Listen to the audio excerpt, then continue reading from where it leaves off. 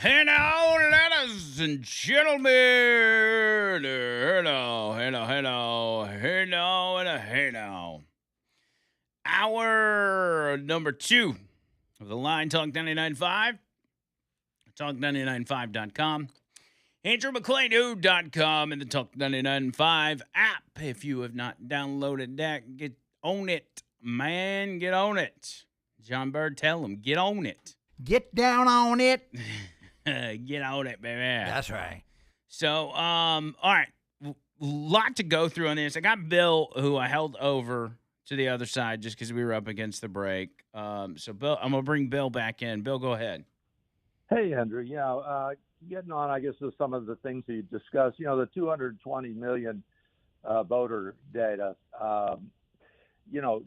It's bad that the Chinese had that, but that's no evidence that votes were changed in the election. Okay, they got the voter rolls. Some say that those voter rolls can be obtained as public information from some of the states. But again, it's no evidence that I can see that votes were changed. Okay, and that to me that's a key point. And I guess also around 270 something thousand or 300,000 illegal alien registration. My understanding is, from a little reading, it's not all of it, is that that was GHS running their program to try to help identify that, but they pass it back to the states to actually clear that. And what the states have said is they're misidentifying some naturalized citizens as illegal, and those naturalized citizens should be on the roll. Maybe not every one, but a number of them. So the states are still responsible for the rolls. So what I heard out of all this whole thing is, maybe there's some investigation that should be done. Some of this is probably around cybersecurity, and the problem is that I think the Trump administration has removed some of the cybersecurity folks, some of the folks who could actually see where there are cyber intrusions. You're talking about the same folks that allowed all this to happen in the first place? Pardon? You're talking about the same folks that allowed all this to happen in the first place? Well, remember, some of those folks were back during the first Trump administration in 2018 when supposedly that's the people we're talking about. That's the people that allowed this stuff to happen in the first place. Well, again, I go back. That was under the Trump administration, and if there are folks that were hiding that from some of the upper levels of the Trump administration, I agree with you. Those folks ought to be caught. And maybe there should be an investigation. But again, I don't see where he said anywhere that, votes were changed or votes were added, votes were manipulated. There's still no proof of that sort of thing. Yeah, we've got some vulnerabilities. There's no doubt about it. Anytime you put bits out there on the network, you've got some vulnerabilities there. Well, we have proven that these machines are unreliable. And really, this speech wasn't even about the machines. This speech was about the foreign influence meddling in our elections on any level whatsoever, because even with what you uncover, it's just like police work, right? Is police do their thing and they go out there and arrest criminals.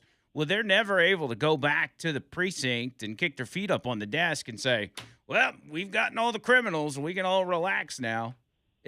There's always more out there. So they're going to continue. And it's probably as deep as it looks. Where there's smoke, there's usually fire, Bill. Well, I'll agree with you on that. But again, foreign interference is a lot different to me from, say, the Democrats cheated and here's the proof. Well, we've got the proof on the Democrats with the mail-in voting and the thousands and thousands of fake registrations, which I'm going to get into later in the show, because it wasn't, while this speech concentrated on foreign influence, it also concentrated on what happened here domestically as far as meddling in the elections with groups like GBI Strategies and other leftist groups that absolutely influenced with votes the presidential election, not just in 2020, but other elections. Well, I'm going to look up it's GPI strategies. I didn't remember hearing that in the speech, but I'm going to look that up. GBI, B as in boy. GB. And I'll be talking about it as well, so you can look it up. You can read along as we talk about it. How does that sound? Okay, brother. All right. All right, I'll be Bill. listening. Thanks, buddy. All right, thanks. Yeah, GBI strategy. We were talking about GBI in 2003 on this show. I mean, we've been talking about it so long. John Burt hadn't even been fired yet. That's how long we've been talking about GBI. Let me go over to Alan and Nectar. Alan, what's up, bud? Hey, bro. Hey, What's man. happening? Tell old Bill that I've got some oceanfront property in Arizona. From my front porch, you can see the sea. This guy will believe anything, won't he? I liked your entrepreneurialism.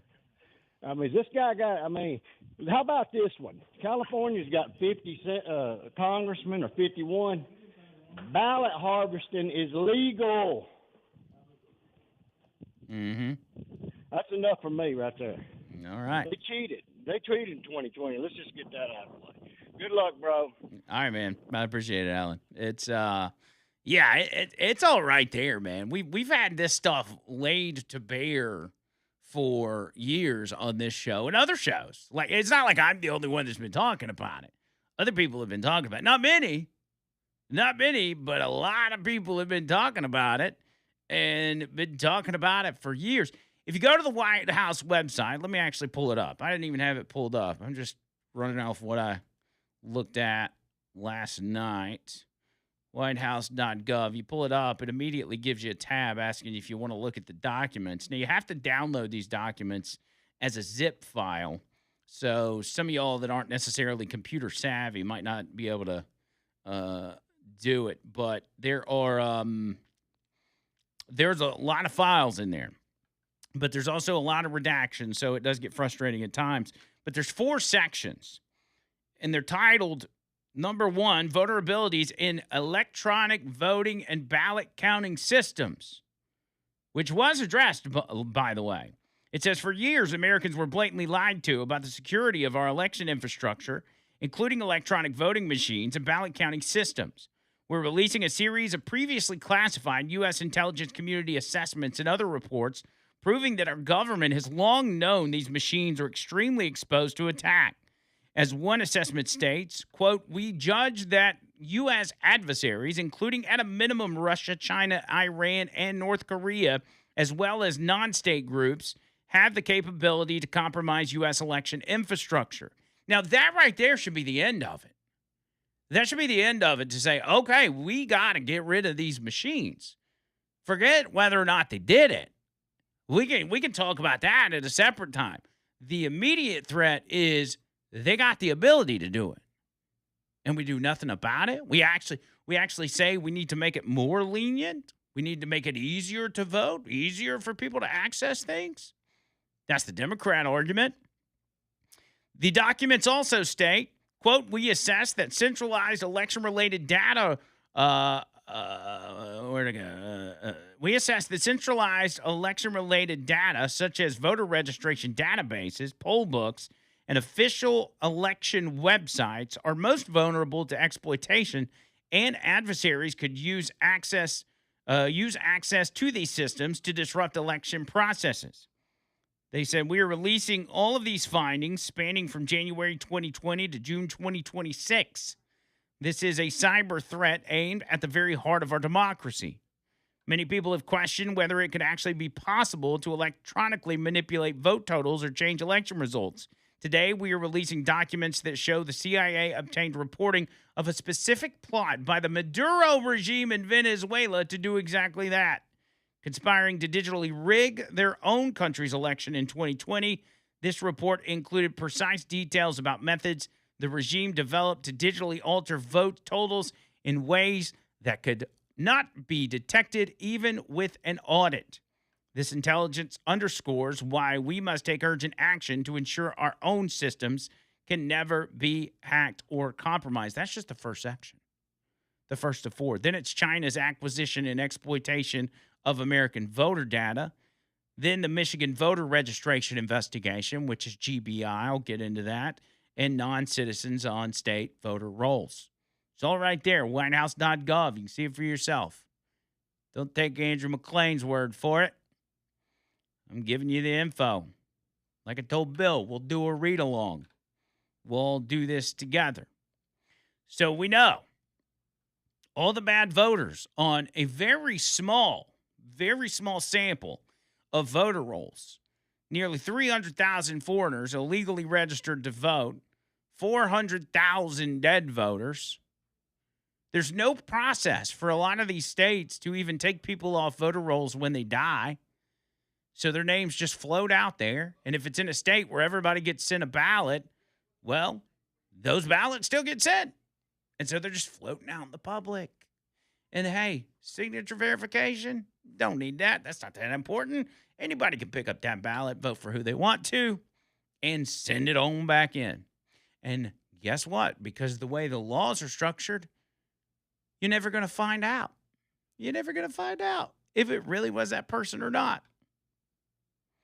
Then you got China stealing the information on U.S. voters, 220 million people, such as their home addresses, their birthdays, their phone numbers, their military service, their party affiliations, personal information that China got their hands on. And so China was the main player in a lot of this. The main player.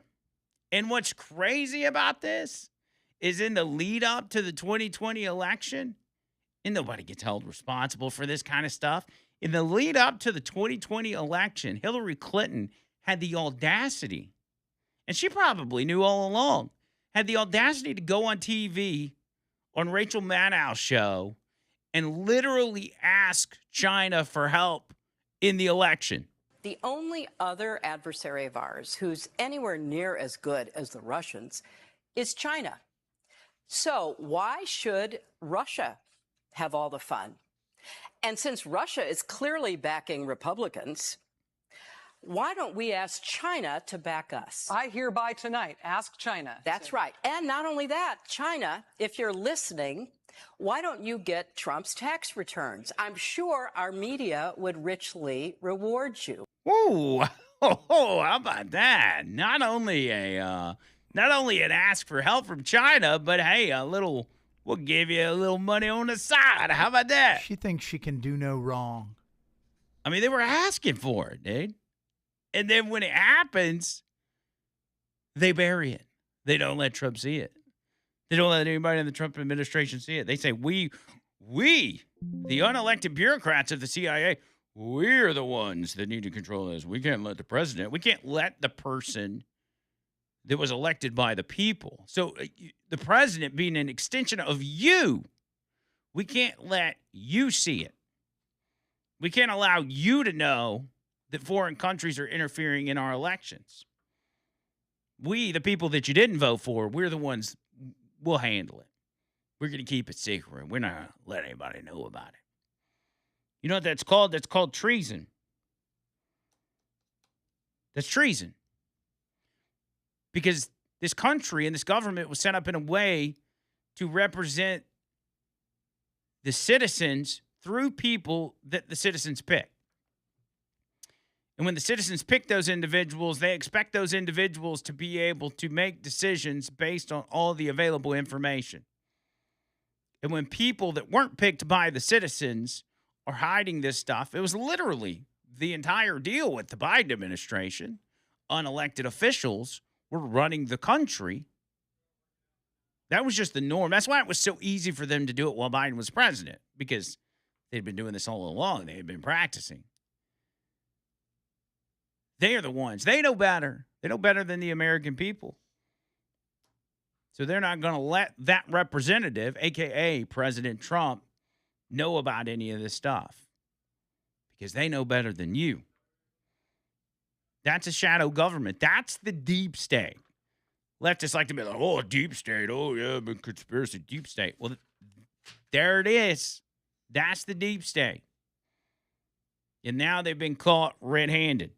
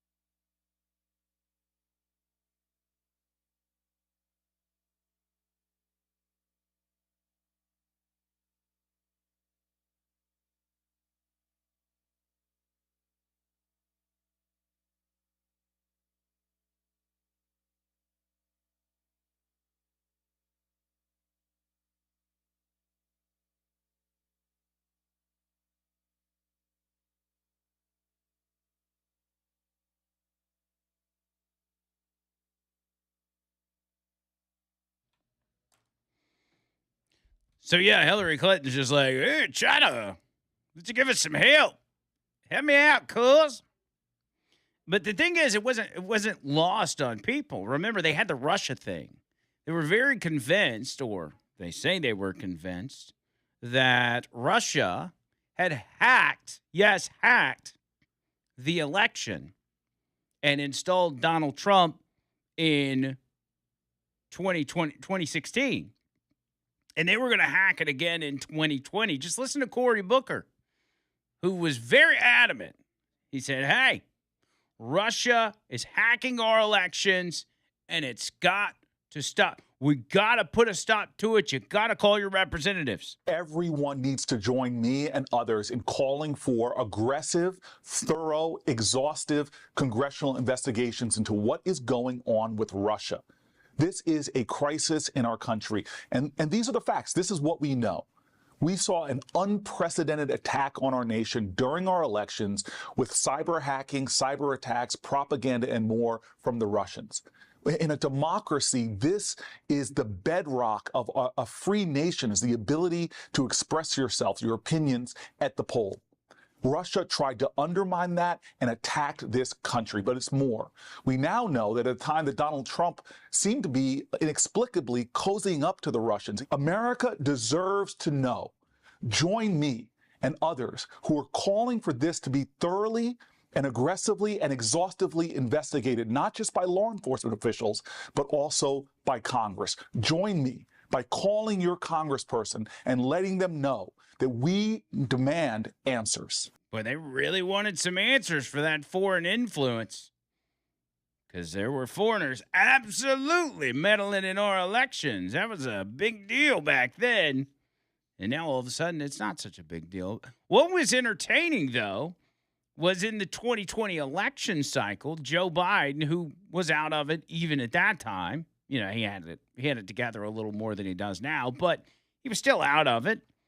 He gets on the stage, the debate stage in 2020, and actually calls out China, as well as a couple other countries, for attempting to hack into the elections. He didn't get the memo. No matter who it is that interferes in American elections will pay a price. They will pay a price. And it's been overwhelmingly clear this election, I won't even get into the last one, this election, that Russia has been involved, China has been involved to some degree, and now we learn that Iran is involved. They will pay a price if I'm elected. Ooh, oh my. That was 2020. That was just 6 years ago. And there was no doubt in their minds. But then Joe Biden got the memo. Once he got elected, you move on to 2021. He has to make sure to get out there and give a speech and confirm to everybody, no, it's not China. It's actually only Russia that's meddling in the elections. In a campaign for the presidency, I was unequivocal that if I was elected president, I'd respond to any attempt to influence our elections, the last election, and because elections are sacred. They're sovereign undertakings, and they're an expression of the will of the American people. And we cannot allow foreign power to interfere in our democratic process with impunity. And I told them if it turned out that as I thought, that there was engagement in our elections, that I'd respond. Today, I've approved several steps, including expulsion of several Russian officials as a consequence of their actions. I've also signed an executive order authorizing new measures, including sanctions to address specific harmful actions that Russia has taken against U.S. interests. I was clear with President Putin that we could have gone further, but I chose not to do so. I chose to be proportionate. Yeah, I'm sure Putin was shaking in his boots at that time. And that's, by the way, that's why Putin was laughing during all of this. Because he knew that he had nothing to do with it, that it was China. He knew, the Biden administration knew, the Democrats knew, but they wanted to put it all on Russia. Why? Well, you had a big Russia-Ukraine war coming up, and you needed a reason to be able to fund Ukraine in said war. Because before Ukraine and Russia started fighting, most people couldn't even point out Ukraine on a map. And once that got started, then we got to get this whole money laundering deal kicked off, where we send money to Ukraine, it goes a couple other places, and then ends up back in America in the hands of Democrat coffers, and then funding Democrat campaigns. It sounds like a crazy conspiracy, but it's all now being tied together and put together neatly with a nice bow on top. Lance is in Clinton. Lance, what's up? Hey, man, I was just listening to you talking about election interference and like foreign interference from other countries. Yes, I was just going to ask you about Thomas Massey's election about a month ago. What do you think of that? What do you mean? What do I think about that? About how his donors funding Ed Galbraith's election. You know, the guy that was running against Thomas Massey that refused to. He wouldn't challenge him, or he wouldn't take up Thomas Massey's challenge for any of the debates. But he was funded for $20 million by Israel. Oh, you have evidence that Israel directly funded Thomas Massey's opponent? It was people that support Israel. Oh, so it wasn't Israel, the state of Israel. It was people within the U.S. No. that funded it, that support Israel. No, and it was also a guy that it was in his interest to keep Thomas Massey from being in there because he was in the Epstein files. Okay. All right. So, what does this have to do with a foreign state directly getting involved in an election? Well, I'm saying he bankrolled the election and caused an unnatural outcome to happen. What foreign state? I'm confused because we're talking about the state of China, the country of China, Yeah. directly influencing elections in the U.S., and I'm just trying to figure out which state, which foreign country directly influenced Thomas Massey's election. You said it wasn't the state of Israel. Which state was it? Yes, it was the state of Israel is what I'm saying. The state of Israel directly sent money from overseas to Thomas Massey's opponent? I'm saying that rich funders funded Ed Galbraith, and it tipped the scales, and it caused him to win the election. Were those people Americans, or were they sending money from Israel? I think they were dual citizens. Okay, so American citizens that funded. Okay, all right. So Yeah, did that's not what it usually is. It's dual citizens. I got you. That are Okay. doing this. Okay. All right, we're on the same page. All right, I got confused, and I thought maybe you were talking about a foreign country directly getting involved in hacking elections, because that's what we're talking about. Yes, it is a softer form of subversion, but it's still election interference. No, listen, I'm being facetious. Okay, I get what you're saying. You're doing this big APAC thing, and that's fine. I don't have anything against arguing against APAC. But APAC, if you're going to go down this road of, trying to compare this to APAC, you're not going to get anywhere. You're going to have to attack APAC from a different angle, because these are, U.S. groups that, yes, their interest is for Israel, and they're going to push Israeli first ideas or, policies. But you can't compare that to what we're talking about here, is all I'm saying. So I'm sorry for being facetious, but I just found it felt hypocritical talking about another country subverting our country and just not bringing Israel into the equation, because they're by far have subverted our interests more than anybody. I mean, we're at war on their behalf. I got you. All right, Lance. Well, I appreciate the call, buddy. Not a problem, man. Have a good one. We're not at war, first of all. Congress has not declared war. We don't have a single soldier on the ground in Iran. We're not going to war for Israel. That's a dumb argument. You're not dragging me down that road today, because I got a lot more important things to talk about. All right? So don't even try it. We're not going to do it. 205-545-9950. More show coming up.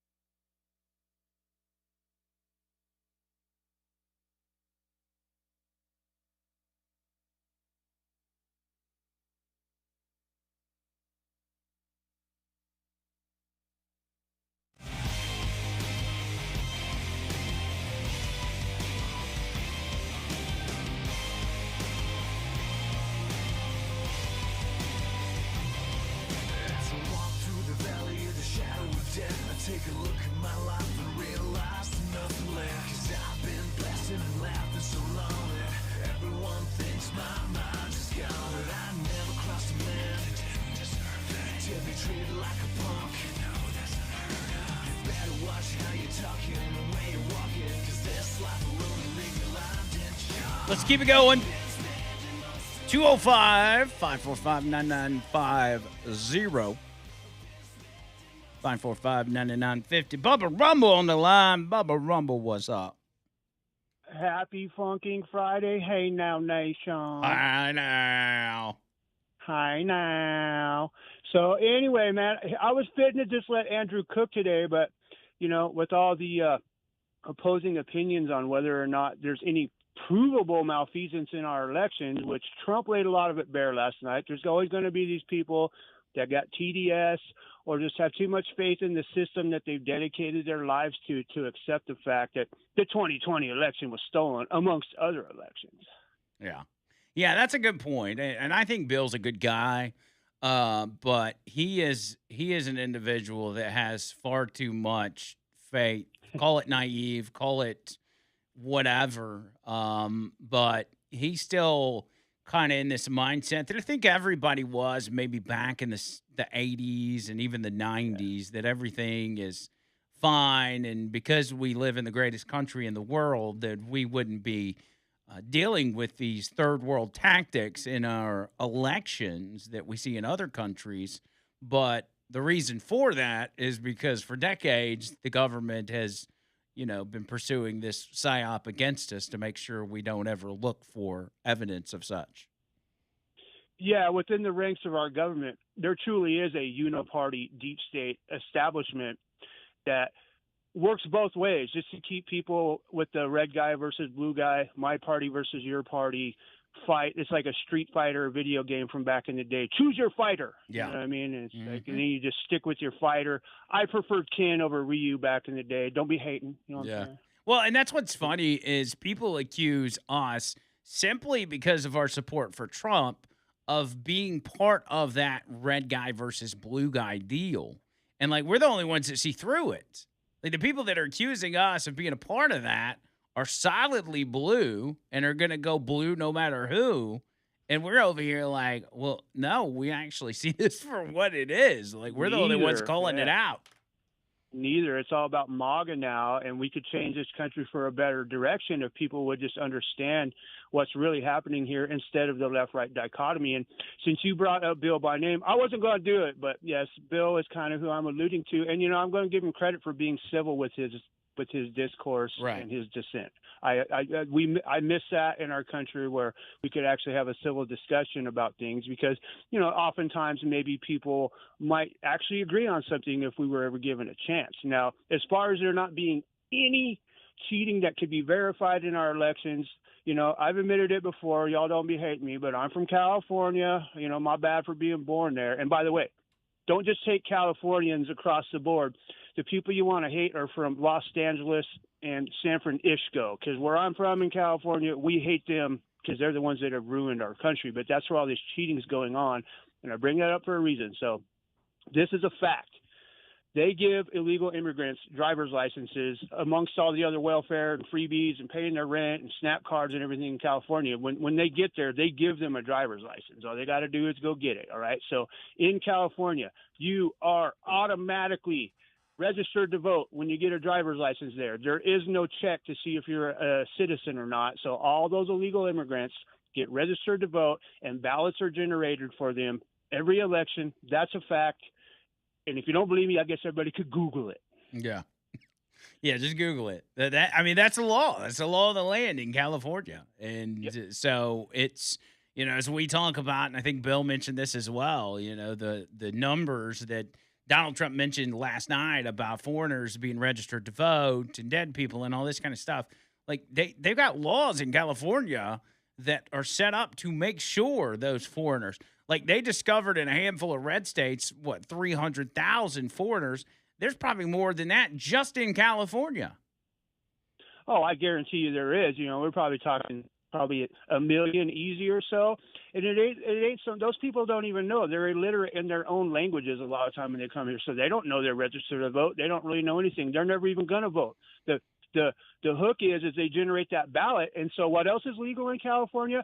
Ballot harvesting and ballot curing. The last election, the last presidential election in 24, guess who was one of the chief administrators of the ballot harvesting and curing campaign, and that was Nancy Pelosi's daughter. Imagine that. And they harvested and cured those ballots for months, just like they did with this last primary election over there, till they got the numbers that they needed. And yes, seats were flipped on the ballot harvesting, but ballot curing initiative. And the whole thing with Democrat ballot harvesting is you get that ballot from Paco from Venezuela, who doesn't even really know he's registered to vote, and it's just down ballot D the whole freaking way. And so that's how these numbers just skew off the charts, and you get those vertical peaks in the graph. You know what I mean? Just like when Biden won, all of a sudden all the stuff went down on election night, and all of a sudden there's just this line in the graph that just goes straight up, which is mathematically impossible. It was amazing to me. I wish I would have saved it, but I was watching this video this morning, and it was a montage of all the different news stations, local and national news stations, reporting in real time the different counting centers, ballot counting centers in 2020 that were all simultaneously stopped. They stopped counting. They just stopped counting, and they were like, this is unprecedented, but, Fulton County and, Michigan, Wayne County, and they just go through the list. And it's like, man, it was just ironic. It was just a happenstance that all of these counties just decided, never happened before. They just decided, well, you know what, this year, we're a little tired. We're going to stop counting. We'll be back at 10 o'clock in the morning and start counting again. Like, that's crazy. Yeah, everybody pack it in. Well, we'll be back in the morning, So that's not a mathematical improbability. That's a mathematical impossibility. Yeah. So it's obvious, man. I mean, we've got the geo-tracking information. You think about, remember 2,000 Mules? Nobody's ever disproven that. The only thing the left said about that was that the geo-tracking was unreliable, and so they dismissed the entire film or the entire study. Then we find out after the fact that they used geo-tracking to hunt down January 6th protesters.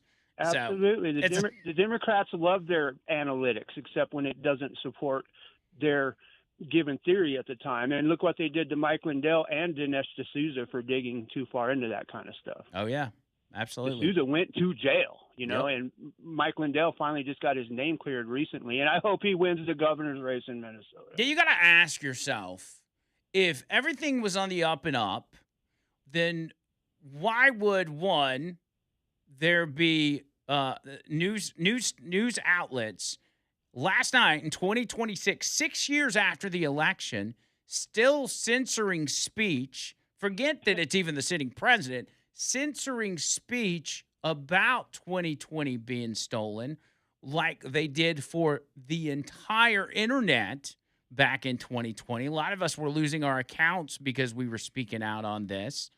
In 2021 and after January 6th, they threw Trump off social media platforms. And also why, for those that spoke out publicly, like Rudy Giuliani, like Dinesh D'Souza, like Jenna Ellis or Sidney Powell or whoever, why did they throw those people in jail? Why did they throw Tina Peters in jail? If it's just as simple as it wasn't stolen and they can't prove it, why do you feel the need to throw these people in jail? Because that's the ultimate way of silencing someone. If they're in jail, they're definitely not going to be talking about stolen elections. Why did they have to do that if this is just so easily provable that was the securest election in history? Absolutely right. Out of, like, we'll call it, here's a prime example, the South American dictatorship, banana republics. That's the stuff they do down there, play by play. It was the same thing they pulled here. If you know somebody's full of dog do, the best thing you can do is just let them run their mouth so everybody can see what a liar they are, right? But no, they felt the need to actually persecute those people, and they did it again last night before the speech even went on the air. They all the commie networks went out with we're not carrying this speech, and we're going to edit it for you, and we're not going to let him lie to the American people live on our network. And I like the fact that, and this is the thing. Speaking of China influence, China got so deep, had so much influence in the 2020 election that our government started acting like the Chinese government in the wake of it, arresting political opponents. But I like what Trump said last night. I'll actually, when we get off the phone, I'll read the transcript from what he said about the stations censoring his speech. It was pretty good. Well, very good. And I hate to interrupt you while you're cooking, but I just, I wanted to offer some rock solid evidence for people to at least ponder about the above the board cheating in California. And that's not the only state doing it. So I'll let you get back to cooking. But I do want to say last night's podcast was poop-tastic. Yeah, and it was. Indeed. And Jay Bizzle's cover of Tulis on my organ was a banger. Yeah, it was. All right, bros. Have a great weekend. Hey, now. Hey, now. Here's what Trump said about ABC and NBC and CNN and all of them. I think some of the local ABC affiliates did carry the speech, but if you were watching like ABC National News, they weren't carrying it. He said, in a rare move, NBC and ABC fake news have both said that they would not cover this speech. They knew what it was about. Because of that fact, they don't like the topic because they know how corrupt our system is, and they don't want to reveal it. They and others in the media are part of a plot. Now, here's the thing. It's not about blocking, as Bill was stating, that this, people still have access to it. Of course they do. Everybody knows that. But it's not about blocking access to people being able to see the speech. It's about putting on a show to make people, to create this illusion for people that his speech is dangerous. And it's so dangerous that major companies that have been around for decades, who have all this journalistic integrity, can't even carry it. That's how dangerous what Donald Trump is saying is. That's the point of why they didn't carry the speech. It was not about blocking the speech. It was about the show. The threat level, showing you the threat level of Donald Trump's speech. He goes on to say they and others in the media are part of a plot. They want to continue this fraud for whatever reason. They want to keep it going. They want to protect the radical left. They can't have a great country, and that's true. You can't have a great country without free and fair elections. Fraud like this should mean a revocation of their licenses. I agree. They use our public multi-billion-dollar in value airwaves for absolutely no money. They pay nothing. All we want is honesty in our elections and honesty in reporting. They pay nothing for multi-billion-dollar assets. Great damage has been done to our country. Our elections were left vulnerable to being rigged and stolen, and the trust of the American people was lost. This cannot be allowed to continue. I'm not in the business, or haven't been in the business, of encouraging the pulling of someone's FCC license. But if it happened to them, I wouldn't be all that mad.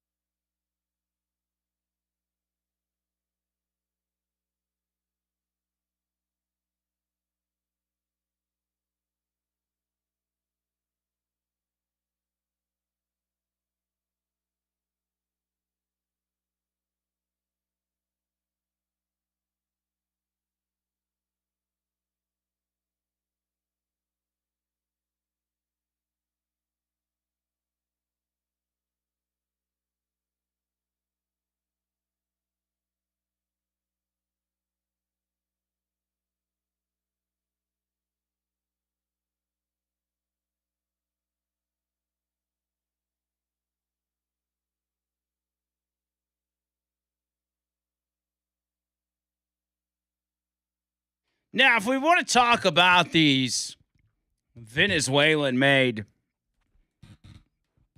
electronic voting machines and how vulnerable they are, it is absolutely proven. They have been put to the test in hacking conventions. It has been proven on the spot that they allow remote access. And this is not something that's new. It's not something that was even new to 2020. It's been something that has been known for a very, very long time. And if China, let's just keep the focus on China because they got most of the attention last night. If China has the ability to hack into those machines, do you think they're going to say, well, I think we've done enough. We got voter information and, influencing some people on the internet. There's no need for us to go the extra step and actually hack into machines and literally dictate an election. You think that's their attitude? You can go back and listen to hours of Democrats talking about how easy it is to hack into these election machines and how we need to go back to paper ballots. Democrats. Here's a small example. Here's a small excerpt of all Democrats, many of which who are still in Congress, talking about the dangers and vulnerabilities of these electronic voting machines. Virginia just stopped using touchscreen computer voting because it's so vulnerable. Right. We need to look at all the voting machines. Every Secretary of State needs to be, assisted in making sure that they are not being hacked and attacked. I continue to think that our voting machines are too vulnerable. Researchers have repeatedly demonstrated that ballot recording machines and other voting systems are susceptible to tampering. Even hackers with limited prior knowledge, tools, and resources are able to breach voting machines in a matter of minutes. In 2018, electronic voting machines in Georgia and Texas deleted votes for certain candidates or switched votes from one candidate to another. The biggest seller of voting machines is doing something that violates Cybersecurity 101, directing that you install remote access software, which would make a machine like that,